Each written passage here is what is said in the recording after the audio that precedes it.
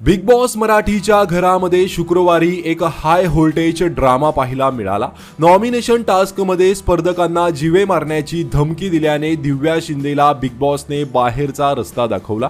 त्यामुळे दिव्या पुन्हा एकदा चर्चेमध्ये आली आहे। दरम्यान दिव्या ही मूळची जुन्नर तालुक्यातली असून रोकडी हे तिचं गाव आहे। तिने तिचे शालेय शिक्षण गावातच पूर्ण केले। घरची परिस्थिती बेताची होती, पण दिव्या तिच्या जिद्दीने उच्च शिक्षण घेत आहे। पुण्यातील सिंहगड लॉ कॉलेजमधील प्रवेश प्रक्रियेतील गैरकारभार विरोधात तिने आवाज उठवला होता। यामुळे अनेक विद्यार्थ्यांना न्याय मिळाला।